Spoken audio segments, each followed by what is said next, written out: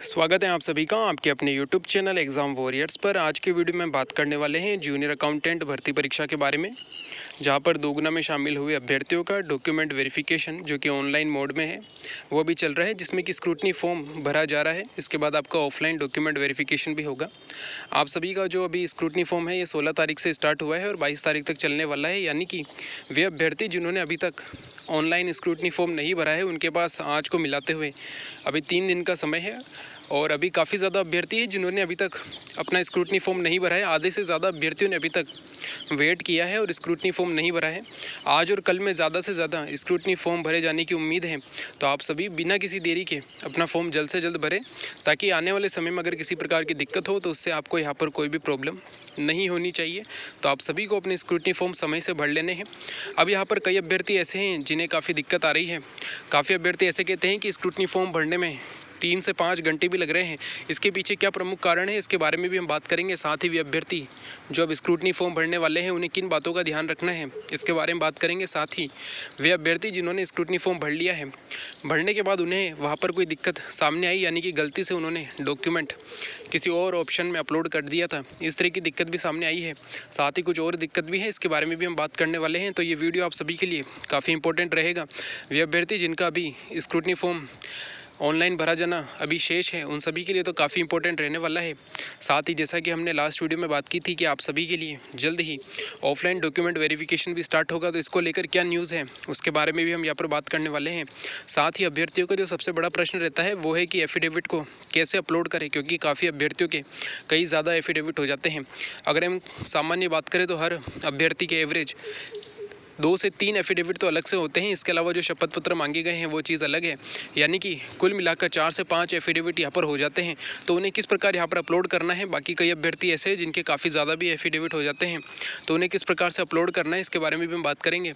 साथ ही अगर यहाँ पर ऑनलाइन में कोई दिक्कत हो जाती है फॉर्म भरते समय, यानी कि स्क्रूटनी फॉर्म भरते समय अगर किसी प्रकार की कोई दिक्कत अभ्यर्थी के सामने आती है तो उसे यहाँ पर किस प्रकार से जो है इस चीज़ को हैंडल करना होगा, क्योंकि आप सभी जानते हैं कि जो मेन आपका यहाँ पर डॉक्यूमेंट वेरिफिकेशन होगा वो ऑफलाइन मोड में होने वाला है। तो सबसे पहले हम ऑफलाइन मोड में होने वाले डॉक्यूमेंट वेरिफिकेशन की बात कर लेते हैं। तो जितनी यहाँ पर अपडेट मिली है, आप सभी का जो डॉक्यूमेंट वेरिफिकेशन है जो ऑफलाइन मोड में होगा और आपके डिपार्टमेंट के द्वारा करवाया जाएगा, वो नेक्स्ट वीक में, यानी कि ये वीक अब स्टार्ट हुआ, इसके अगले वीक में शुरू होने की पूरी उम्मीद है कि आपका यहाँ पर शेड्यूल जल्द ही जारी होगा। जैसे ही आपका 22 तारीख को यहाँ पर ऑनलाइन स्क्रूटनी फॉर्म भरा जाना बंद होगा, इसके बाद कुछ ही दिनों में, यानी कि ज़्यादा वेट आपको नहीं करना होगा, 3 से 4 दिन में आपका यहाँ पर ऑफलाइन का शेड्यूल जारी कर दिया जाएगा कि किस रोल नंबर के अभ्यर्थी का डॉक्यूमेंट वेरिफिकेशन किस दिन होना है। और साथ ही जल्द ही आप सभी का ऑफलाइन डॉक्यूमेंट वेरिफिकेशन भी स्टार्ट होगा। और पूरी उम्मीद है कि इस महीने के एंड तक आपका ऑफलाइन डॉक्यूमेंट वेरिफिकेशन स्टार्ट हो जाएगा। यहाँ पर आपका ऑफलाइन डॉक्यूमेंट वेरिफिकेशन आपके डिपार्टमेंट के द्वारा किया जाना है। अब यहाँ पर 2 चीज़ें सामने आती है। सबसे पहले ये है कि यहाँ पे लगभग 16 टीमें बनाई जाएगी, जिसमें कि लगभग हर टीम में 3 यहाँ पर अधिकारी होंगे, यानी कि कर्मचारी, जो कि आपका डॉक्यूमेंट वेरिफिकेशन करेंगे। हर टीम लगभग 50 अभ्यर्थियों का डॉक्यूमेंट वेरिफिकेशन प्रतिदिन करती है। अगर आपने पुरानी जो भर्ती थी उसका डॉक्यूमेंट वेरिफिकेशन देखा हो तो उसमें भी कुछ इसी प्रकार था। तो लगभग प्रतिदिन 800 अभ्यर्थियों का यहाँ पर डॉक्यूमेंट वेरिफिकेशन हो पाएगा। और 13 दिनों में, 13 से 14 दिन, क्योंकि आप सभी जानते हैं लगभग 10,500 अभ्यर्थी हैं। अगर यहाँ से हम उन अभ्यर्थियों को निकाल दें जो कि 40% से कम, यानी कि जो किसी कैटेगरी में 40% से कम अंक पर सेलेक्ट हुए हैं, इनमें से कुछ स्पेशल कैटेगरी अगर उन्हें छोड़ दें, साथ ही वे अभ्यर्थी जिनकी एज कंप्लीट नहीं हुए, अगर ऐसे अभ्यर्थियों को हटा दिया जाए या बिना हटाई भी अगर हम देखें तो लगभग 13 दिनों में आपका डॉक्यूमेंट वेरिफिकेशन कंप्लीट होता है। अगर या इसमें सैटरडे और संडे भी जोड़ दिए जाएँ तो लगभग आपके 20 दिनों में डॉक्यूमेंट वेरिफिकेशन कंप्लीट होगा। तो एक पूरी उम्मीद है कि आपका लगभग 25 सितंबर तक आपका डॉक्यूमेंट वेरिफिकेशन पूरी तरह से कंप्लीट हो जाएगा। अगर यहाँ पर जो अभ्यर्थी डॉक्यूमेंट वेरिफिकेशन में शामिल नहीं होते हैं, उन्हें अगर अंतिम मौका नहीं दिया जाए तो आपका डॉक्यूमेंट वेरिफिकेशन 15 से लेकर 20 सितंबर के बीच भी समाप्त हो सकता है। तो यहाँ पर एक पूरी उम्मीद दिखाई देती है कि अक्टूबर के एंड तक तो आपको यहाँ पर फाइनल रिजल्ट ज़रूर देखने को मिलेगा। और हो सकता है आप सभी के लिए यहाँ पर ज्वाइनिंग भी देखने को मिले, वरना नवंबर के महीने में ज्वाइनिंग मिलने की पूरी उम्मीद है।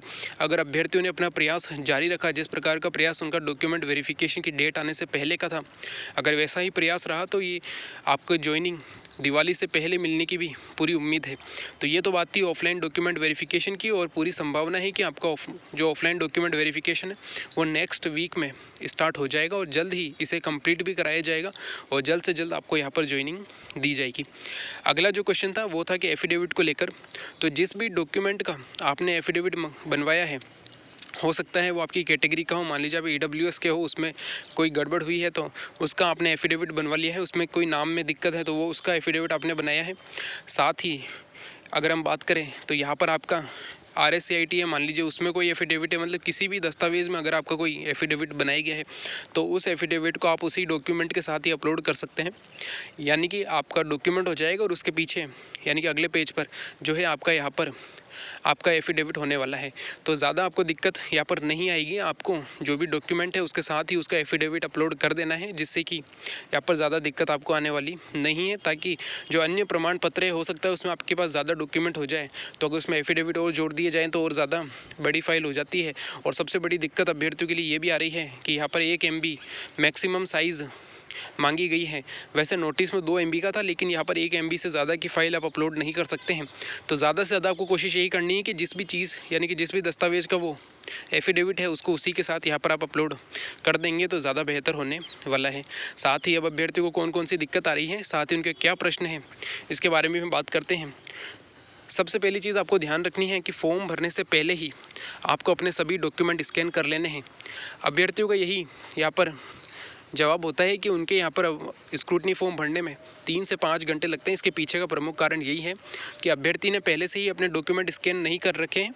जब वो फॉर्म भरने बैठता है उसी के साथ साथ वो डॉक्यूमेंट स्कैन करता रहता है और उसे अपलोड करता है। और आप सभी जानते हैं कि SSO ID पर जब आप इस तरह की चीज़ें करते हैं, यानी कि जब आप उसे ज़्यादा समय तक ओपन करके रखते हैं और वर्क नहीं करते हैं, तो वो ऑटोमेटिक जो होता है उसका टाइम आउट हो जाता है। तो इस तरह की दिक्कत आपको नहीं आए, क्योंकि काफ़ी अभ्यर्थियों के बार बार टाइम आउट हो जाता है, क्योंकि वो जब तक स्कैन करते हैं तब तक यहाँ पर टाइम आउट हो जाता है। तो आप सभी को ध्यान रखना है कि फॉर्म भरने से पहले यानी कि SSO ID ओपन करने से पहले ही आप सभी को अपने डॉक्यूमेंट स्कैन कर लेने हैं। और जिस भी आप डिवाइस पर अपना डॉक्यूमेंट अपलोड करेंगे उसमें आपको पहले ही सेव कर लेने। और एक बात और ध्यान रखनी है कि स्कैन करने के बाद उस डॉक्यूमेंट या उस PDF का जो भी नाम है उसको आपको क्लियर देना है कि 10th marksheet, 12th marksheet, 10th certificate, इस प्रकार से आपको उनके नाम देने हैं ताकि अपलोड करते वक्त दिक्कत नहीं आए। अगली चीज़ है कि फॉर्म भरने के लिए आप डेस्कटॉप का ही यूज़ करें, वो ज़्यादा बेहतर होगा। मोबाइल का यूज़ आप नहीं करें तो ज़्यादा बेहतर होगा, क्योंकि उसमें गलती होने के चांस ज़्यादा रहते हैं। और अगर आप डेस्कटॉप पे करेंगे तो आपको यहाँ पर ज़्यादा फ़ायदा होगा और फॉर्म भी आपका जल्द से जल्द भरने में आएगा, साथ ही यहाँ पर गलतियाँ आपकी नहीं होगी। अगली चीज़ है कि डॉक्यूमेंट अपलोड करते ही एक बार चेक ज़रूर करें। जैसे ही आप डॉक्यूमेंट अपलोड करते हैं तो आपका डॉक्यूमेंट वहाँ शो होता है, उस पर आपको क्लिक करना है, जिससे कि आपका वो डॉक्यूमेंट ओपन हो जाएगा और आप वहाँ पर चेक कर सकते हैं कि जो चीज़ आपने अपलोड की है क्या वास्तविकता में वही है। क्योंकि कई बार होता है कि 10th की मार्कशीट की जगह आप 12th की मार्कशीट अपलोड कर देते हैं, इस तरह की चीज़ें भी होती हैं। साथ ही कुछ अभ्यर्थियों का ये भी था कि उन्होंने डॉक्यूमेंट अपलोड करते समय अपनी जितनी भी ग्रेजुएशन की मार्कशीट थी उनको डिग्री के साथ ही अपलोड कर दिया था, जबकि दोनों का अलग अलग ऑप्शन आता है। तो आपको ये चीज़ ध्यान रखनी है कि आपको अपने डॉक्यूमेंट सही से अपलोड करने हैं।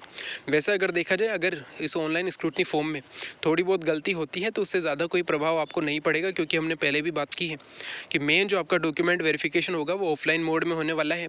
उस समय आपके पास सारे डॉक्यूमेंट होने चाहिए, वो सभी अपने अपने लेवल पर, यानी कि आपके पास 10th 12th की मार्कशीट, उसके बाद RSCIT, उसके बाद आपका ग्रेजुएशन, एक लाइन से आपके पास होनी चाहिए।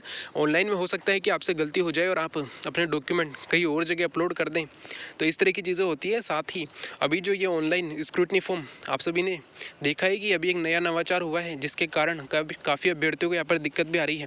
साथ ही कुछ ऑप्शन ऐसे हैं जो कि आप अगर फिल नहीं करते हैं तो वो पहले से ही फिल किए हुए आ जाते हैं, यानी कि जब आप उसका प्रिंट निकालेंगे तब आपको कुछ चीज़ें ऐसी मिलेगी जो आपने नहीं भरी होगी और वो पहले से ही उसमें आपको देखने को मिल रही है। अब उसमें कुछ चीज़ें ऐसे ही है जो कि आपके लिए काफ़ी इंपॉर्टेंट है, वो पहले से भरी हुई, वो तो ठीक है, नॉर्मल है, लेकिन काफ़ी चीज़ें ऐसी है जो आपने फिल ही नहीं की थी लेकिन वो वहाँ पर दिखाई दे रही है।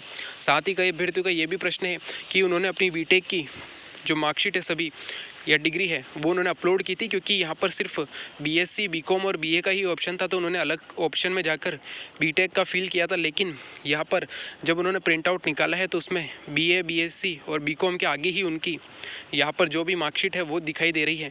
तो इस तरह की चीज़ें यहाँ पर हो रही है, तो अभ्यर्थियों को ज़्यादा दिक्कत आने वाली नहीं है और उन्हें किसी प्रकार के यहाँ पर घबराने की ज़रूरत नहीं है, क्योंकि एक नॉर्मल सी चीज़ें हैं और आपको मेन फोकस जो है अपना ऑफलाइन डॉक्यूमेंट वेरिफिकेशन पर रखना है। लेकिन एक चीज़ ये भी है कि आपको यहाँ पर अपने डॉक्यूमेंट सही से अपलोड करने हैं। जल्दबाजी में गलत तरीके से अपलोड करेंगे तो हो सकता है आपको यहाँ पर दिक्कत आए, वरना यहाँ पर कोई बड़ी बात नहीं होगी। अगर आपके मान लीजिए कोई डॉक्यूमेंट है, अगर आपने उसको गलत जगह अपलोड कर दिया और ऐसी गलती बहुत कम है, तो हो सकता है कि आपको यहाँ पर घबराने की ज़रूरत नहीं पड़े और आपको फॉर्म भरते समय बहुत ही सावधानी से यहाँ पर काम करना है। जो ऊपर के तीनों पॉइंट है उनको तो बिल्कुल ध्यान रखना है कि फॉर्म भरने से पहले ही अपने डॉक्यूमेंट स्कैन करके PDF बना लेनी है और उनको एक क्लियर नाम देना है, ताकि अपलोड करते वक्त आपको यहाँ पर दिक्कत नहीं आए। इसके अलावा फॉर्म आप ज़्यादा से ज़्यादा यही कोशिश करें कि आप जो है डेस्कटॉप यानी कि जो कंप्यूटर है उस पर ही आप यहाँ पर अपने डॉक्यूमेंट अपलोड करें, जिससे कि आपका समय भी कम लगेगा और गलती होने के चांस भी कम होंगे। साथ ही यहाँ पर डॉक्यूमेंट अपलोड करते ही एक बार आपको उसे चेक भी कर लेना है। और साथ ही जो सबसे अंत में है कि मुख्य कार्य जो है वो आपका ऑफलाइन में होने वाला है, तो आपको यहाँ पर घबराने की ज़रूरत नहीं है। अगर कोई गलती हो भी गई है तो यहाँ पर कोई टेंशन नहीं है। आने वाले 10 से 15 दिनों में आपका यहाँ पर ऑफलाइन डॉक्यूमेंट वेरिफिकेशन भी स्टार्ट होने वाला है, तो वहाँ पर जो है आपकी सभी जितनी भी प्रॉब्लम होगी वो वहाँ पर सॉल्व हो जाएगी। तो सबसे इम्पोर्टेंट बात यही है कि अभी जिन भी अभ्यर्थियों का स्क्रूटनी फॉर्म बाकी रह गया है उन्हें सही से स्क्रूटनी फॉर्म भरना है। काफ़ी चीज़ें पहले से भरी हुई है, अभी अभ्यर्थी घबरा रहा है, लेकिन जब वो स्क्रूटनी फॉर्म भरना शुरू करेगा तो धीरे धीरे जो है स्क्रूटनी फॉर्म वो भरता हुआ चला जाएगा और यहाँ पर उसका स्क्रूटनी फॉर्म भर जाएगा। तो इतना कोई दिक्कत यहाँ पर आने वाली नहीं है। और साथ में जो यहाँ पर आपका पेमेंट होने वाला है वो नेट बैंकिंग के थ्रू होगा, यानी कि यहाँ पर कोई UPI ऐप से नहीं लिया जाएगा। इसके लिए आपका जो भी ऑनलाइन नेट बैंकिंग का जो यूज़र ID और पासवर्ड है वो आपके पास होना चाहिए। अगर आपके पास नहीं है तो कोई दिक्कत नहीं है, आप अपना ई-मित्र पर जाके करवाइए और बेहतर होगा। यानी कि हो सकता है आप डॉक्यूमेंट अपने भर लीजिए और उसके बाद जो पेमेंट है वो आप ई-मित्र पर जाके करवा सकते हैं, या आपके घर में और किसी के पास नेट बैंकिंग है तो आप उसका भी यहाँ पे यूज़ कर सकते हैं। तो यहाँ पे कोई बड़ी दिक्कत आने वाली बात नहीं है, आप आसानी से ऑनलाइन अपना स्क्रूटनी फॉर्म भर सकते हैं और इसके बाद आप ऑफलाइन के लिए तैयार रहिए, क्योंकि जल्द ही आपको ऑफलाइन डॉक्यूमेंट वेरिफिकेशन भी होने वाला है। तो ये था हमारा वीडियो। इससे वीडियो में जो भी बताया गया उससे हो सकता है वे अभ्यर्थी जिन्होंने स्क्रूटनी फॉर्म नहीं भरा हो उन्हें काफ़ी हेल्प यहाँ पर हो सकती है। साथ ही अगर आपको कोई प्रश्न है तो आप कमेंट बॉक्स में पूछ सकते हैं। स्क्रूटनी फॉर्म को लेकर अगर कोई दिक्कत है तो आप कमेंट बॉक्स में पूछ सकते हैं, वहाँ पर आपको जवाब ज़रूर दिया जाएगा। साथ ही हो सकता है किसी और अभ्यर्थी के द्वारा भी आपकी हेल्प कर दी जाए। तो यह था हमारा वीडियो। अगर वीडियो अच्छा लगे तो लाइक एंड शेयर ज़रूर करें। साथ ही इंपॉर्टेंट अपडेट के लिए चैनल को सब्सक्राइब करना न भूलें। Thank you. जय हिंद, जय भारत।